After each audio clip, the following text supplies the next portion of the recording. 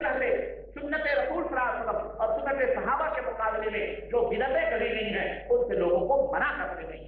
ये जन्नती जमात की पहचान। 11वीं पहचान, जन्नती जमात की 10वीं पहचान ये है कि मुसलमानों को, जन्नती जमात के लोग मुसलमानों को इस बात की दावत देते हैं कि ऐ मुसलमानों, अपने नबी की बातों को और नबी के सहाबा की बातों को मजबूती के साथ पकड़ लो ताकि इस दुनिया के अंदर इज्जत और बुलंदी हासिल कर सको, अल्लाह ताला तुम्हारी नुसरत और मदद कर सके, यहाँ तक कि दुनिया के अंदर भी बाइज्जत हो और जब मरो तो अल्लाह वहदहू ला शरीक के यहाँ भी बाइज्जत तरीके से जन्नतुल फिरदौस में चले जाओ और अल्लाह के नबी की शिफाअत के हकदार बनो। जन्नती जमात के लोग इस बात की दावत मुसलमानों को देते हैं और मुसलमानों को बुलाते हैं इस बात की तरफ। और जन्नती जमात वालों की 11वीं पहचान ये है कि वो दुनिया के अपने बनाए हुए जो कवानीन हैं, सियासी कवानीन जो उन्होंने अपने मन गढ़े बनाए, ये सोशलिस्ट है, ये सोशलिस्ट है, ये कम्युनिस्ट है, ये जमहूरियत है, ये फलानियत है, ये फलानियत है, ये यानी खुद वजह किए गए कवानीन जो हैं खुद उन्होंने अपने मनगढ़ंत बनाए हैं। कुरान और सुन्नत के ऊपर कुरान सुन्नत से फैसले नहीं करते। जन्नती जमात के लोग इन तमाम कवानीन का रद्द करते हैं और इन तमाम कवानीन से बेदारी का इजहार करते हैं और वो लोगों को कहते हैं कि ऐ लोगों अगर मुसलमान हो तो अल्लाह और उसके रसूल के कानून को अपने अपने मुल्कों के अंदर नाफिज करो, कुरान और सुन्नत को नाफिज करो।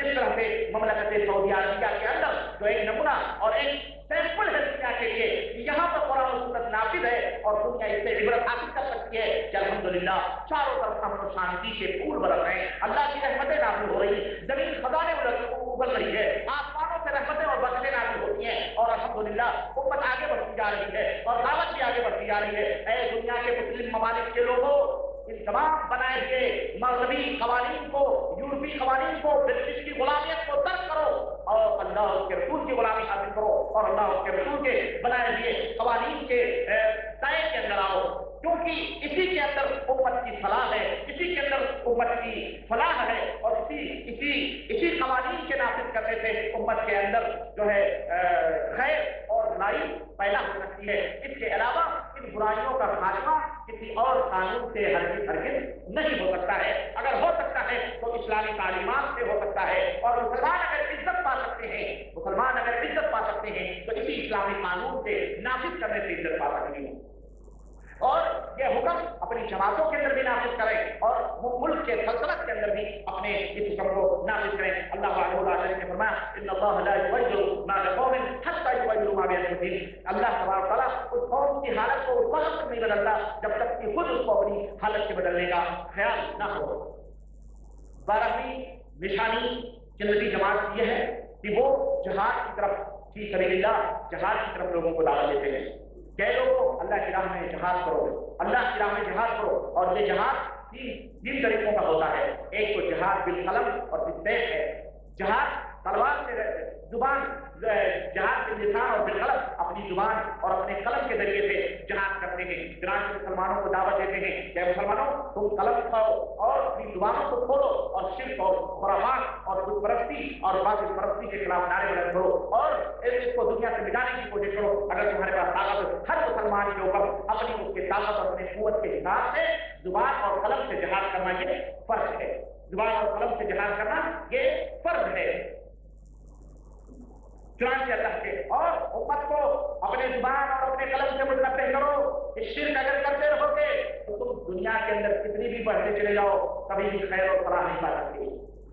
और अल्लाह के रसूल सल्लल्लाहु अलैहि वसल्लम की उस हदीस को लोगों के सामने बयान करते रहो जिसमें अल्लाह के नबी सल्लल्लाहु अलैहि वसल्लम फरमाते हैं, आप सल्लल्लाहु अलैहि वसल्लम ने फरमाया ला तक़ूमु अस्साअतु हत्ता तल्हक़ क़बाइल मिन उम्मती बिल मुशरिकीन व हत्ता तअबुदु क़बाइल मिन उम्मती अल-अवसान। रवाहु अबू दाऊद। सही अबू दाऊद के अंदर, सुनन अबू दाऊद के अंदर यह हदीस सही सनद के साथ मरवी है। क्या आप फरमाते हैं कि क़यामत उस वक्त तक कायम नहीं हो सकती, क़यामत उस वक्त तक नहीं आएगी जब तक कि मेरी उम्मत के चंद कबाइल, मेरी उम्मत के चंद कबाइल, बहुत सारे कबाइल, बहुत सारे लोग, चंद कबाइल मुश्रिकों के साथ मिल न जाएं। यानी यहां तक कि मेरी उम्मत के कुछ लोग अवसान की पूजा न करना शुरू कर दें। अवसान किसको कहते हैं? बुत। یہ خود جو اردو کا لفظ ہے نا، یہ دونوں معنوں میں مشترک ہے، لیکن عربی میں اس کو ظاہر کرنے کے لیے دو لفظ ہیں، ایک ہے صنم اور ایک ہے وطن۔ وطن کی جمع اوطان، صنم کی جمع اصنام۔ اصنام اسٹیچو کو کہتے ہیں جن کی شکل و صورت بنا دی جائے، ہے نا، جیسے لکشمی جس کو مال دولت کہتے ہیں، روپیہ ہے، اب اس کی صورت بناتے ہیں، یہ لکشمی کی ہے، یہ اگنی ماتا ہے، اور یہ گنگا میاں ہے، یہ گنگا میاں ہے، اس کی صورت بناتے ہیں، تصویر بناتے ہیں، تو اس کو صنم کہتے ہیں۔ یہ رام ہے، لکشمن ہے، یہ فلانے ہیں، فلانے ہیں، یہ فلانے ہیں، اس کو صنم کہتے ہیں۔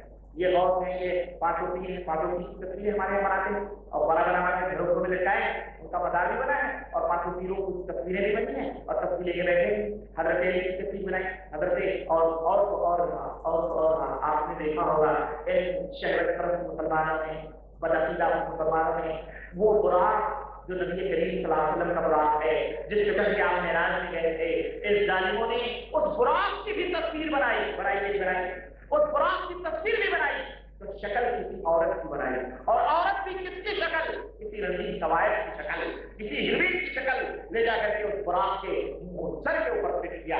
نعوذ باللہ، مسلمان تیری شہوت کے اوپر اللہ کی لعنت ہو۔ اس طرح کی شہوت پرستی تو نبی کا براق بھی بنایا، اور اس نبی کا براق جس نبی معصوم نے غیر عورت کو اپنی نگاہ رجب غیر عورت کو بے پردہ اٹھا کر کے نہیں دیکھی ہے، اس نبی کا براق بھی بنایا، تو اپنی رنگین قواعد کی شکل لگا کر کے اور دھوڑا بنا کے اس کی پوجا کرتے نہیں کرتے ہمارے ملکوں میں براق بنا کے باقاعدہ کیلنڈروں پہ چھپاتے ہیں، جناب عالی ستاروں میں دکھایا گیا پر لگا کے اٹھتے ہیں، ہاں، تو اس کی براق بنا کر کے دیکھتے، تو یہ سب صنم کہلائیں گے، یہ سب کیا کہلائیں گے؟ صنم، جس کی شکل و صورت، لیکن بے شکل و صورت جو چیز ہو اور اس کی پرستش ہو اس کو وطن کہتے ہیں۔ جیسے یہ قبر، یہ وطن ہے، اس میں شکل و صورت نہیں ہے اوپر، لیکن یہ وطن ہے۔ تازیہ وطن ہے، شکل و صورت نہیں، شدہ وطن ہے، اسی طرح علم وطن ہے، چبوترے وطن ہے، یہ بھی وطن ہے، لیکن ان سب کی پوجا ہوتی ہے۔ چلے فلانے قبر کی مٹی اٹھا کے فلانے غوث پاک کے قبر کی مٹی، غوث پاک کے قبر کی اینٹ، فلانے بابا فلانے ٹھکانے کی اینٹ لگا کر کے یہ جو ہے وطن نہیں، قبر پوجنا یہ بھی وطن ہے۔ قبر مبارک فلانے کا قبر مبارک فلانے کی بال مبارک فلانے کا ناخن مبارک فلانے کا فلانا غلط اس طرح یہ وطن ہے جس کی شکل و صورت نہیں ہے۔ اسی لیے اللہ کے نبی صلی اللہ علیہ وسلم نے اللہم لا تجعل قبر وطن یعبد، اے اللہ میری قبر کو وطن نہ بننے دینا، وطن نہ بننے، ظاہر اللہ کے نبی کو پتہ تھا کہ شکل صورت نہیں بنا سکتے، لیکن وطن نہ بننے دینا تاکہ لوگ پوجا اور پرستش کریں۔ لعن اللہ اليہود والنصارى اتخذوا قبور انبیاء مساجد، اللہ کی لعنت ہو یہود و نصارہ پر جنہوں نے اپنے نبیوں کی قبروں کو عبادت گاہ بنا دیا۔ تو اللہ کے نبی صلی اللہ علیہ وسلم بتاتے ہیں، تو کہنے کا مطلب یہ ہے کہ وطن جس کی پوجا کی جائے، پرستش کی جائے۔ اللہ کے نبی صلی اللہ علیہ وسلم فرماتے ہیں کہ اسٹیچو نہیں پوجیں گے ٹھیک ہے، مورتی نہیں پوجیں گے ٹھیک ہے، سب کچھ نہیں، لیکن وطن کی پرستش ہوگی اور ہو رہی۔ اس وقت تک قیامت نہیں آئے گی جب تک کہ میری امت کے کچھ لوگ وطن، آپ نے صنم نہیں فرمایا کیونکہ صنم دنیا جانتی ہے بھائی، جاہل جانتا تو اسی کو مت پوجو، لیکن بہرحال کچھ اور جاہل ہیں جو پوجتے ہیں براق کی شکل بنا کے، یہ الگ بات ہے، لیکن کچھ لوگ وطن کی پوجا کریں گے، وطن مشرکوں کے ساتھ اور قیامت قریب ہے۔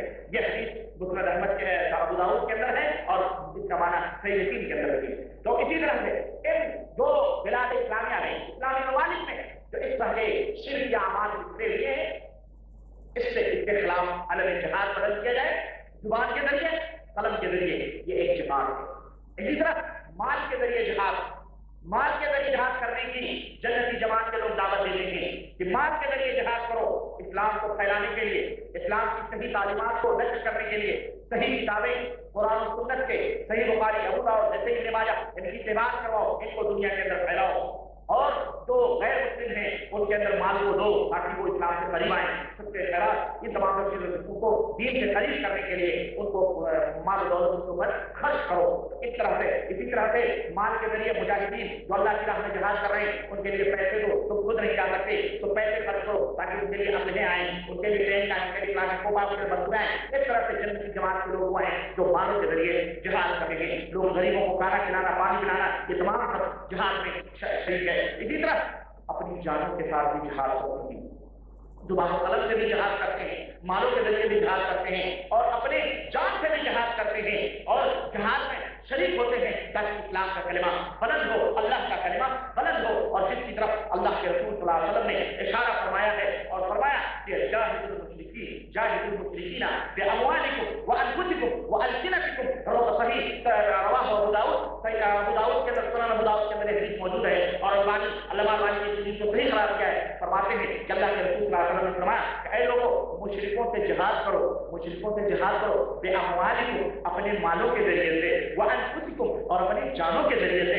व अलसिनतिकुम, और अगर इतनी भी ताकत न हो तो अपनी जुबानों के जरिए जिहाद करो। तो अल्हम्दुलिल्लाह जन्नती जमात की पहचान क्या है कि बरकरार स्टेट वो तौहीद का नारा बुलंद करते हैं, अल्लाह के कलिमे को बुलंद करने के लिए शिर्क और खुराफात के खिलाफ जिहाद के नारे बुलंद करते हैं, और इन खबरों को बमलाश करने के लिए शिर्क की जितनी भी मज़ाहिर और निशानियां हैं इनको तोड़ने के लिए जन्नती जमात के लोग बरकरार पैगाम होते हैं। और अल्लाह तौफीक अता फरमाए कि हमें अल्लाह हमें इत्ताक़त और क़ुव्वत अता फरमाए कि हम इन कलिमा को मुशरिकों के खिलाफ नारे जिहाद बुलंद करके अपनी जुबान के जरिए तो कर ही रहे हैं, अल्लाह तौफीक अता फरमाए माल के जरिए भी करें, अल्लाह तौफीक अता फरमाए अपनी जान के जरिए करें, और इन खबरों को मज़ाहिर है जो शिर्क के जो अलामात हैं उनको इस ज़मीन से पाक साफ कर दें। तो ये है जहाद, ये है जन्नती जमात की पहचान कि वो जहाद की तरफ दावत देती है। और ये जहाद दो तरह का होता है, एक जहाद फर्ज़े किफ़ाया है और एक जहाद फर्ज़े ऐन है, यानी अगर कुछ लोग जहाद कर रहे हैं तो उनकी मदद की जाए, ये फर्ज़े किफ़ाया है। और कभी कभी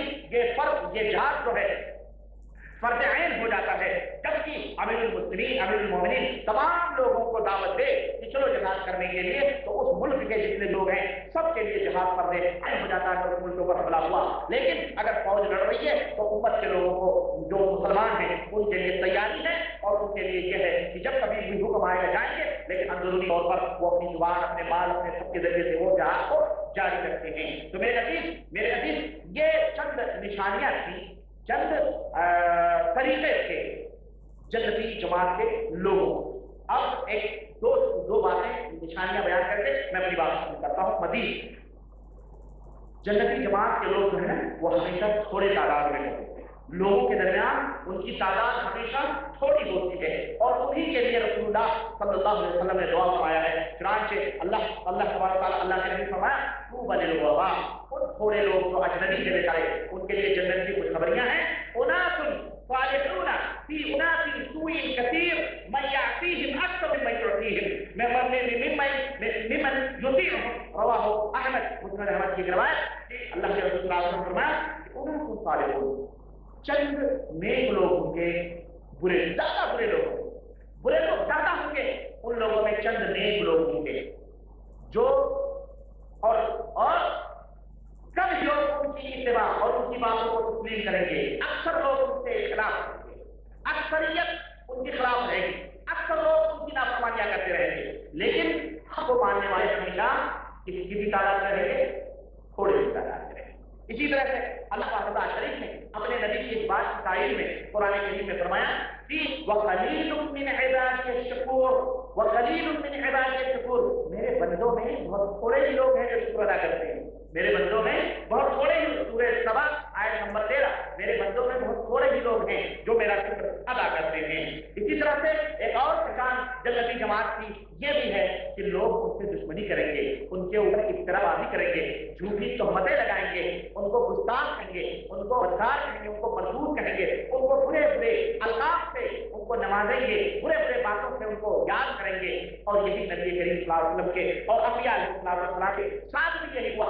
कि अल्लाह तबारक तआला ने कुरान करीम में फरमाया वकज़ालिका जअलना लिकुल्लि नबिय्यिन अदुव्वन, सुनो, वकज़ालिका जअलना लिकुल्लि नबिय्यिन, अल्लाह ने फरमाया हमने, ऐ नबी घबराने की जरूरत नहीं है, ये जो तुम्हें लोग बुला रहे हैं, हमने हर नबी का दुश्मन बनाया है, हमने हर नबी को नहीं आया, हमने दुश्मन बनाया शयातीन अल-इंस वल जिन्न, इंसानों में जो शैतान है उनको और जिन्नातों में जो शैतान है उनको। चुनांचे अल्लाह के नबी के शैतान इंसानों में से भी थे और अल्लाह के नबी के दुश्मन शैतान जिन्नातों में से भी थे, और कुछ वो भी जिन्नात थे जो नबी के खिलाफ को बेईमान है। तो जिन्नातों में भी शैतान जो है और इंसानों में जो शैतान है, अल्लाह तबारक व तआला हर नबी के दुश्मन हैं। यूं ही इन शैतानों में से हर एक दूसरे से खूब मीठी मीठी बातें करता है, खूब बना संवार के अपनी बातों को पेश करता है और खूब उसको लचकदार और लिपसेदार बयान कर करके उम्मत के अंदर गुमराहियत को फैलाता है। ये शैतानी लोग हैं, ये शैतानी लोग हैं। تو اگر تمہارے ایسے لوگ دشمن بن جائیں جو تمہیں برے الفاظ سے نوازے، نبی کریم صلی اللہ علیہ وسلم کو نہیں نوازا گیا، کہا یہ جھوٹے ہیں، نبی شریف کا نام ہے، نبی جادوگر ہے، یہ نبی مجنون ہے، یہ نبی پاگل ہے، کہا گیا نہیں کہا گیا؟ ایسے ہی اس دور میں بھی لوگ ہیں، یہ مردود لوگ ہیں، یہ لہابی لوگ ہیں، یہ فلانے لوگ ہیں، یہ ٹھکانے لوگ ہیں، یہ گستاخ ہیں، یہ ولیوں کو نہیں مانتے، بزرگوں کو نہیں مانتے، اماموں کو توہین کرتے ہیں، غلط کس طرح سے لوگ انہیں غلط غلط نام دیتے ہیں، غلط غلط نام دیتے ہیں، کب؟ جب وہ توحید کی بات لوگوں کے سامنے رکھتے ہیں۔ لیکن جس طرح جب نبی نے توحید کی بات نہیں رکھی تھی تو انہیں صادق امین کہا جاتا تھا، ہے نا، کہ انہیں صادق امین کہا جاتا تھا، لیکن جب نبی نے توحید کی بات رکھی تو انہیں جھوٹا مجنون پاگل کہا گیا۔ اسی طرح سے جب تک تم شرک کے خلاف نہیں بولو گے سب کے محبوب نظر رکھو گے، لیکن جب توحید کی بات کرو گے، شرک کا خلاف کرو گے تو تمہیں باقی کہا جائے گا، تمہیں غلط غلط ناموں سے یاد کیا جائے گا، تمہارا شکل بائیکاٹ ہوگا، تمہیں مسجدوں سے بھی نکالا جائے گا، تمہیں سماج کے اندر بھی دلیل اور رسوا کیا جائے گا۔ سمجھ رہے؟ تو میرے عزیز میرے بھائی، یہ چند نشانیاں ہیں اور یہ چند پہچان ہیں ان لوگوں کی، جنتی جماعت کے لوگوں کی یہ نشانیاں اور یہ پہچان ہیں، اور انہی ترازوں پر تمام جماعت کے لوگوں کو تولو کہ کون لوگ ہیں جو ان اصولوں اور ضابطوں اور قاعدہ و قانون سے خریدار ہیں، جو آئیں ان کے ساتھ ہو جاؤ، ان کے ساتھ ہو جاؤ۔ لوگ پوچھتے ہیں کہ جب دنیا میں کہیں جماعتیں ہیں تو ہم کس جماعت کے ساتھ جائیں؟ یہ ضابطے میں بتا رہا ہوں، یہ اصول میں نے کیا ہے، آپ اس اصول کو پھر گھر جا کر کے سنو اور اس کو ذہنوں میں بٹھاؤ اور فرق کو جانچو ایمان اور عقیدے سے لے کر ان کے اعمال اور اخلاق تک۔ لیکن سب سے پہلا نمبر ایمان اور عقیدے کا ہے۔ اگر ایمان اور عقیدہ قرآن و سنت کے مطابق ہے پہلے اس کے بعد اعمال کا جاتا ہے، اس کے بعد اخلاق کا آتا ہے، کیریکٹر کا آتا ہے، حلال و حرام کا آتا ہے۔ بنیاد تو ہے، دیکھیں شرک میں اور حرام میں فرق کریں۔ ایک شخص ہے جو حرام کاری میں مبتلا ہے لیکن وہ دائرے اسلام سے خارج نہیں ہوتا، زنا کرنے سے، بدکاری کرنے سے، چوری کرنے سے، گھڑیائی کرنے سے وہ کافر نہیں ہوگا، وہ مشرک نہیں ہوگا۔ لیکن اگر کوئی شخص شرک کرتا ہے، اللہ کے سوا غیروں کو پکارتا ہے، اللہ کے سوا غیروں کو غوث سمجھتا ہے، اللہ کے سوا غیروں کو حاجت روا سمجھتا ہے، تو وہ دائرے اسلام سے خارج ہے، وہ مشرک ہے۔ اللہ کے سوا غیروں کی دعائیاں دیتا ہے، حاجت روا مشرک بنا سمجھتا ہے، تو وہ بھلے کلمہ پڑھتا رہے، نمازیں پڑھے، روزے رکھے، وہ دائرے اسلام سے خارج ہے، وہ مسلمان نہیں ہے۔ بظاہر وہ مسلمان ہے لیکن بباطن وہ کافر ہے، وہ نبی اللہ وہ مشرک ہے۔ سمجھ رہے ہیں؟ تو جب عقیدے کے اندر فرار اور فساد پیدا ہو جائے گا تو باطل ختم ہو جائے گی، پھر اس کا چپڑی چپڑی باتیں اس کے اعمال کے اوپر نظر کرنے سے کیا فائدہ ہے؟ نظر کرنے سے کیا فائدہ؟ کیوں؟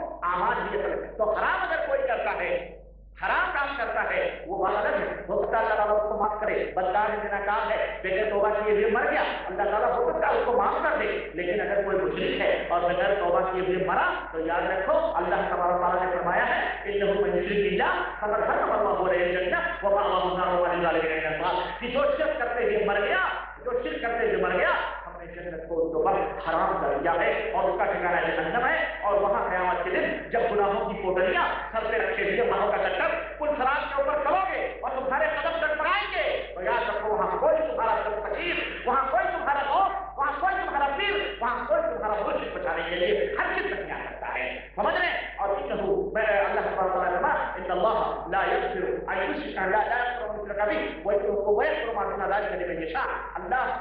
اللہ شرک کو کبھی معاف نہیں کرے گا اور اس کے علاوہ جو گناہ ہیں جن کے لیے چاہے اللہ معاف کر دے۔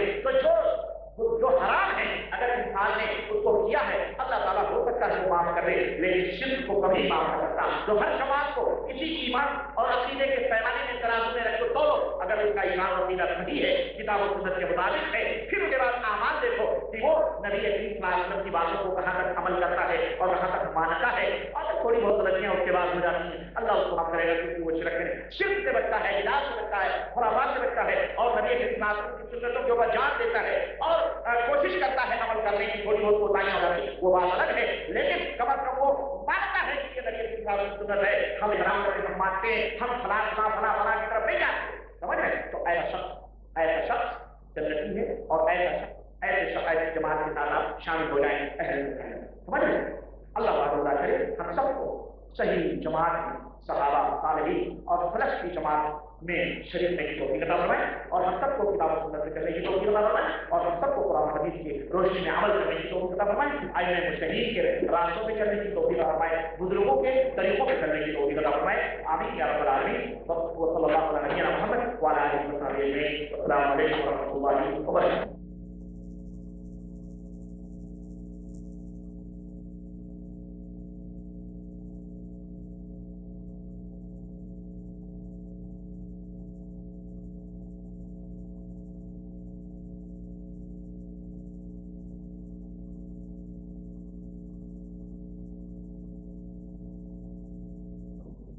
ایک سوال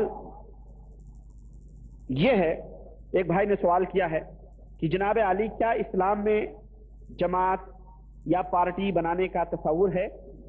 یعنی کیا اسلام شاید یہ بات کہتا ہے کہ پارٹی جماعت بنائی جائے، یا مثلا ہمارے ملکوں میں سلسلے چلتے ہیں یعنی صوفیوں کا سلسلہ وغیرہ، اس میں قرآن و حدیث کی روشنی میں آپ بیان فرمائیں۔ اس سلسلے میں قرآن و حدیث کی میرا خیال ہے ہمارے بھائی نے یہ پوچھا ہے کہ اسلام میں کیا جماعت، پارٹی یا صوفیوں کا جو طریقہ اور سلسلہ چلتا ہے، نقشبندیہ، قادریہ، چشتیہ، سہروردیہ یا فلانی جماعت، ڈھکانی جماعت، تو کیا اس کا تصور قرآن کریم میں ہے؟ میرے بھائی ہرگز نہیں۔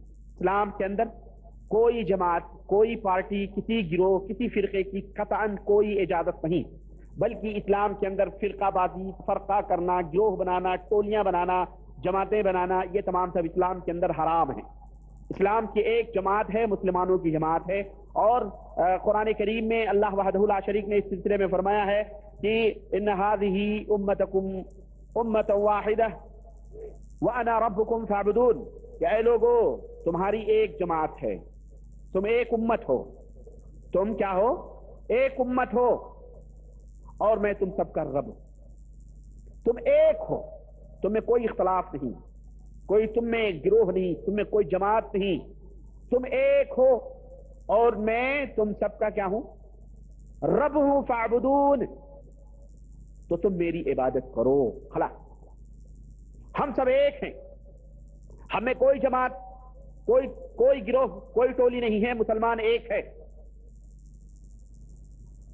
اس لیے قرآن کریم کی آیت کریمہ ہمیں یہ دعوت دیتی ہے کہ اسلام میں کوئی جماعت، کوئی گروہ کا تصور ہے ہی نہیں، چاہے کہ صوفیوں نے جو اپنے سلسلے بنائے ہوئے ہیں، یا اس دور کے لوگوں نے جو اپنے سلسلے بنائے ہوئے ہیں اور جناب علی کہاں سے کہاں جوڑ رہے ہیں، ان سب چیزوں کا اسلام میں قطعاً کوئی تصور نہیں۔ یہ نقشبندیہ، یہ قادریہ، یہ چشتیہ، یہ شافعیہ، یہ مالکیہ، یہ حنبلیہ، یہ حنفیہ، یہ مرزائیہ، یہ قادیانیہ، یہ بہائیہ، یہ خوجیہ، یہ درزیہ، یہ جو ہے کیا کہتے ہیں عبادیہ، یہ اقرامتی، قطعاً اسلام میں کسی جماعت، کسی گروہ کا کوئی تصور نہیں۔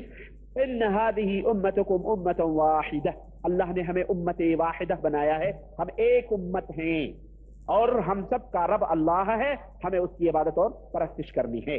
اسی طرح دوسری جگہ اللہ تبارک و تعالیٰ نے قرآن کریم میں فرمایا وَاعْتَصِمُوا بِحَبْلِ اللَّهِ جَمِيعًا وَلَا تَفَرَّقُوا، کہ لوگو اللہ کی رسی کو مضبوطی کے ساتھ پکڑ لو، وَلَا تَفَرَّقُوا، اور گروہ، ٹولی، فرقہ، جماعت نہ بنو۔ حرام ہے اسلام کے اندر جماعت بنانا، حرام ہے اسلام کے اندر گروہ سازی کرنا، حرام ہے اسلام کے اندر ٹولی بنانا۔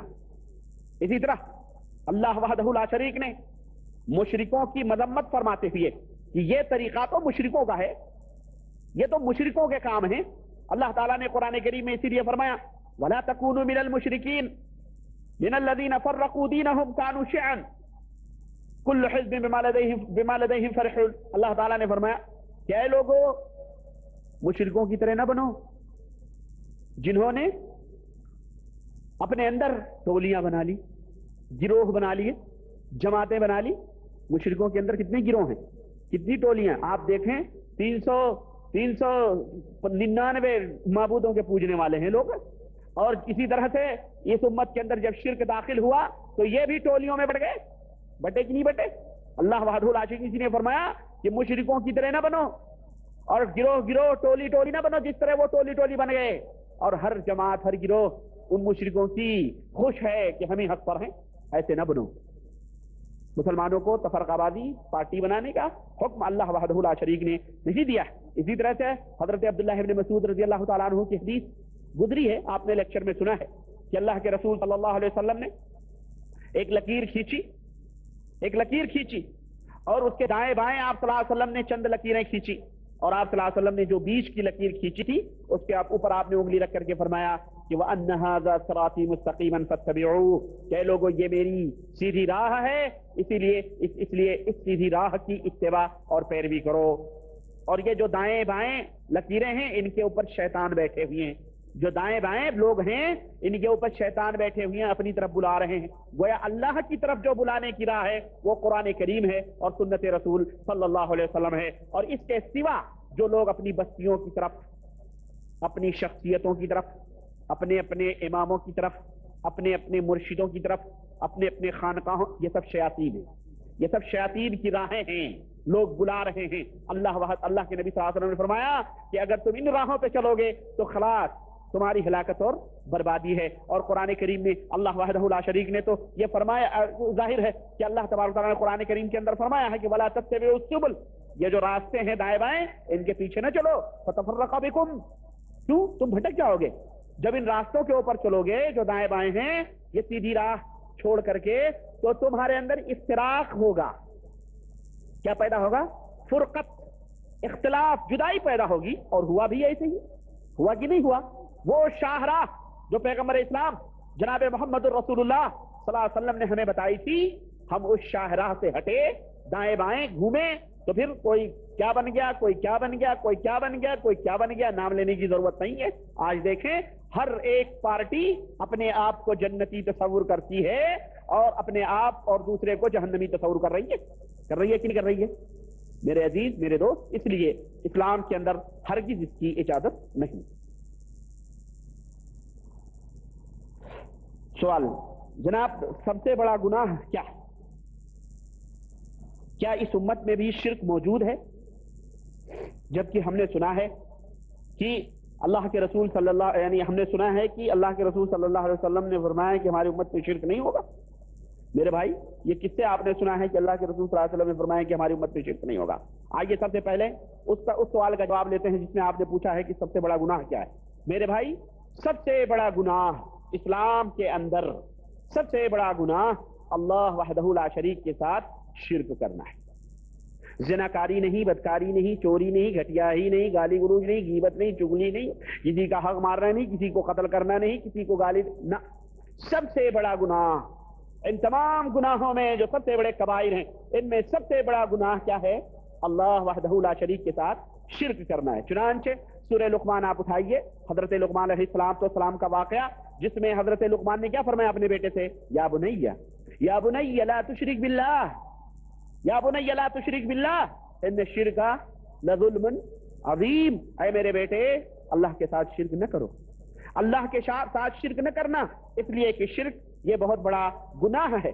इसी तरह अल्लाह के रसूल सल्लल्लाहु अलैहि वसल्लम से सहाबे कराम ने पूछा, अय्युज़ ज़म्बि अअज़म या रसूल अल्लाह, अल्लाह के रसूल सल्लल्लाहु अलैहि वसल्लम, सबसे बड़ा गुनाह, सबसे बड़ा ज़म्ब, जुनूब में, गुनाहों में, मासी में सबसे बड़ा गुनाह कौन सा है? तो अल्लाह के नबी सल्लल्लाहु अलैहि वसल्लम ने क्या फरमाया? अल्लाह के नबी सल्लल्लाहु अलैहि वसल्लम ने फरमाया, अन तजअला लिल्लाहि निद्दन व हुवा खलक़क। सबसे बड़ा गुनाह यह है कि तुम अल्लाह का कोई शरीक ठहराओ, हालांकि अल्लाह ने तुम्हें पैदा किया है। तो सबसे बड़ा गुनाह इस्लाम के अंदर अल्लाह के साथ शिर्क करना है। और इसकी तफसीलात आप हज़रात के सामने बयान कर दी गई हैं कि शिर्क क्या है और शिर्क की हकीकत क्या है। हर मुसलमान के ऊपर फर्ज है, हर मुसलमान के ऊपर फर्ज है कि इस बड़े गुनाह की जुस्तजू और तलाश करे कि कौन कौन सी चीजें शिर्क हैं, ताकि उनसे महफूज रहे, ताकि उनसे बचा जाए। अगर आपको बता दिया जाए कि दुनिया के अंदर सबसे बड़ी बीमारी कौन सी है, और कोई कह दे कि जनाब एड्स है, तो क्या आप खामोश बैठे रहोगे? आप कहोगे जनाब अली, ये एड्स किन किन चीजों से पैदा होती है, वो चीजें छोड़ दो। या कोई कह दे टीबी है, कैंसर है, तो जाहिर है एक होशियार इंसान वो है जो इन तमाम सब वो असबाब और वो वजूहात जिनसे टीबी या कैंसर पैदा हो सकते हैं, एक होशियार और अक्लमंद आदमी ये है कि उन तमाम असबाब और वजूहात और उन तमाम जराए से वो दूर रहेगा कि ताकि उसे टीबी ना हो, तो कैंसर ना हो।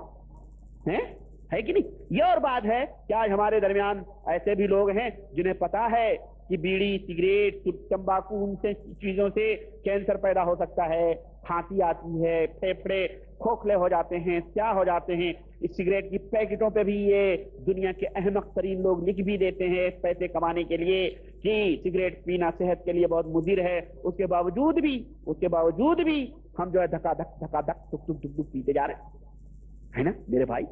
मजर्रत है नहीं, ये होशियारी नहीं, ये बेवकूफी, ये बेवकूफ। वो डॉक्टर भी बेवकूफ है जो मुंह में सिगरेट दबा के कहता भाई सिगरेट नहीं पीना, अबे खुद पी रहा है, हम मरीज को मना कर रहा है। वो कितना बड़ा अहमक है, कितना बड़ा बेवकूफ है।